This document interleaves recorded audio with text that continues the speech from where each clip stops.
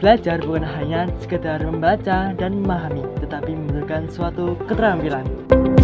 Assalamualaikum warahmatullahi wabarakatuh. Salam sejahtera, salam rahayu, sehat selalu. Perkenalkan, nama saya Muhammad Sadamfala, siswa yang aktif di Pembuka 11 SMK Negeri 1 Nyetes, Kabupaten Mojokerto, Provinsi Jawa Timur.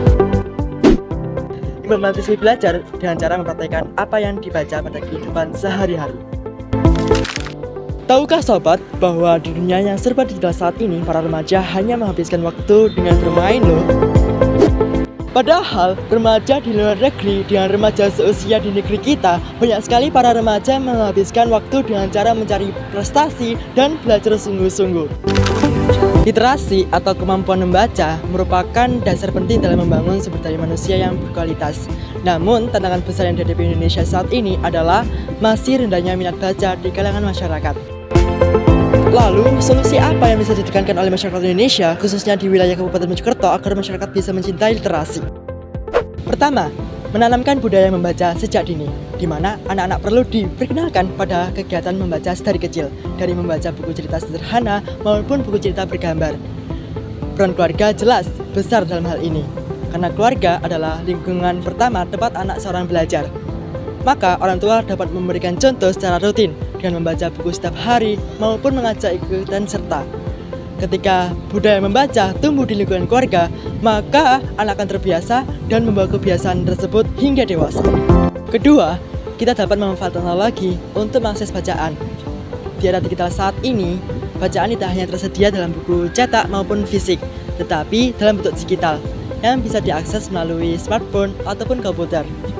Pemerintah, sekolah, dan masyarakat dapat bekerjasama dalam menyediakan aplikasi dan platform digital baca yang mudah diakses dan menarik bagi semua kalangan. Dan begitu tidak ada alasan lagi untuk sulit membaca dikarenakan keterbatasan buku fisik maupun cetak.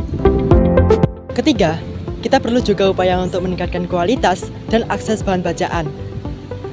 Bacaan yang menarik dan sesuai dengan usia serta relevan dalam kehidupan sehari-hari, masyarakat akan jauh lebih tertarik membaca. Pemerintah dan lembaga pendidikan juga perlu menyediakan perpustakaan yang layak secara fisik maupun digital agar masyarakat dari berbagai daerah bisa mengakses dengan mudah dan gratis. Keempat, penting untuk mengintegrasikan literasi dalam kurikulum pendidikan. Literasi tidak hanya berarti membaca buku pelajaran, tetapi juga melatih kemampuan berpikir kritis, memahami konteks, dan juga mengaitkan informasi dalam kehidupan sehari-hari. Ketika literasi ini tumbuh dan menjadi bagian dari proses belajar, maka siswa tidak hanya membaca untuk menghafal, tetapi memahami dan menganalisis. Kelima, salah satu cara yang dapat dilakukan agar membiasakan membaca adalah dengan cara memberikan waktu untuk kegiatan jabar atau disebut membaca bareng, di mana kegiatan ini dapat dilakukan di sekolah, di rumah, ataupun di komunitas. Dengan adanya membaca bareng ini dapat menumbuhkan rasa menyenangkan pada belajar secara interaktif. Dan hal ini anak-anak dan orang dewasa akan lebih termotivasi untuk belajar ketika kegiatan tersebut dilakukan secara bersama-sama.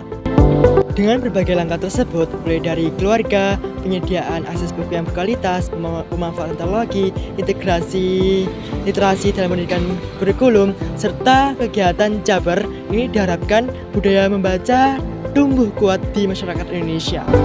Literasi tidak hanya sekedar membaca, tetapi juga membuka wawasan, meningkatkan kualitas hidup, dan juga membangun masa depan bangsa yang lebih cerdas dan maju. Sekian dari saya. Wassalamualaikum warahmatullahi wabarakatuh.